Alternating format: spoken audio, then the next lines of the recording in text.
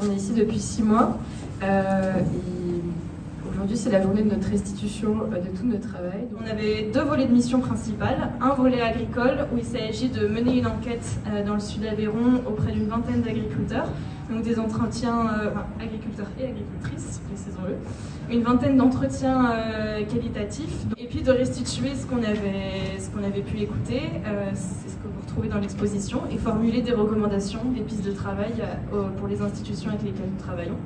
Et on avait un deuxième volet de mission où c'était de recueillir les mémoires habitantes et paysannes, donc là rencontrer plus les anciens, les habitants du village. Et moi je m'appelle Rebecca, j'ai 25 ans, j'ai fait des études d'agronomie entre autres, donc je connaissais déjà le réseau des CUMA et j'ai justement candidaté à cette offre de service civique parce que je connaissais la position de neutralité asyndicale des CUMA et que ça me permettait du coup de rentrer sur tout type de ferme et du coup j'ai été contente de pouvoir le faire à travers ce service civique.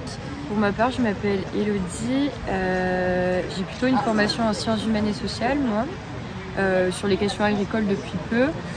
Je suis arrivée à ces questions-là via la question écologique. Je suis venue ici en Aveyron parce que j'ai de la famille dans le milieu agricole et que j'ai voulu revenir ici pour s'ouvrir davantage et être en contact avec les agriculteurs et agricultrices d'aujourd'hui. On voulait mettre en valeur quelques points saillants qui sont ressortis de nos entretiens et que vous pourrez aller voir plus en détail dans l'exposition. Un point qui est très important à notre sens parce qu'il n'était pas forcément pris en compte par les institutions avec lesquelles on travaille, c'est la place des femmes dans l'agriculture en collectif. Donc on s'est rendu compte que les femmes n'arrivaient pas forcément à trouver leur place dans les réunions de CUMA aussi. Elles disaient qu'il y avait parfois des commentaires machos, que les hommes leur disaient pas forcément bonjour, qu'elles se sentaient pas légitimes pour parler de matériel, que s'il y avait plus de femmes, elles se sentiraient plus à l'aise pour aller en réunion CUMA parce qu'on a pas forcément la même façon de raisonner que les hommes surtout. Il y a moins cette passion du machinisme par exemple, voilà. Du coup nous on pense en tout cas que ça ferait du bien au CUMA aussi d'être plus accueillante pour les femmes. Surtout qu'il y a de plus en plus de femmes maintenant qui veulent s'installer. Ouais. Ils sont chefs d'exploitation elles-mêmes et donc ça aurait du sens. Ça aurait du sens.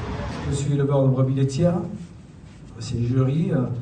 Et je ne connaissais pas trop le monde du maraîchage. Et je me suis rendu compte de ce fossé un petit peu qu'il y avait entre l'agriculture dite conventionnelle qu'on connaît ici, le monde de l'élevage, et ce monde des agriculteurs, des maraîchers, agriculteurs fermiers. Même si j'ai découvert que de fait, tout le monde n'arrivait pas à avoir accès au CUMA de la même façon, parce que il n'y avait pas forcément, par exemple, pour parler simplement les maraîchers, parce qu'il n'y avait pas assez de maraîchers sur le territoire pour qu'ils puissent acheter des outils A4, ils n'avaient pas forcément connaissance des services qu'offrait la CUMA, etc. Donc on a bossé là-dessus et on a été très heureuse aussi de voir que quand même pas mal de gens en CUMA étaient ouverts à l'ouverture à de nouvelles productions.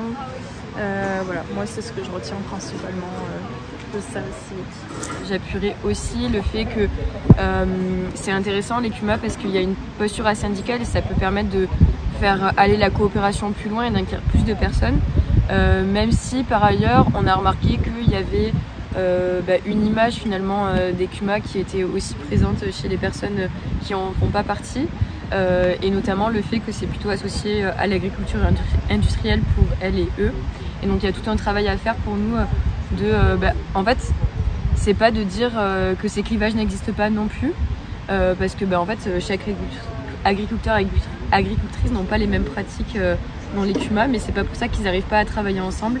Essayer de faire en sorte que ce débat puisse émerger, qu'ils puissent se rencontrer, parce qu'on s'est aussi beaucoup rendu compte que ceux qui sont issus du milieu agricole et ceux qui ne le sont pas, les conventionnels et les moins conventionnels, finalement ils ont peu d'espace pour dialoguer et échanger sur leurs pratiques. Ça se passe au sein des CUMA, mais en même temps ça se passe pas avec tout le monde puisque tout le monde n'est pas dans les CUMA. Donc voilà, c'était un peu ça le travail qu'on a essayé de mettre en œuvre avec les CUMA et aussi surtout les personnes qui sont concernées.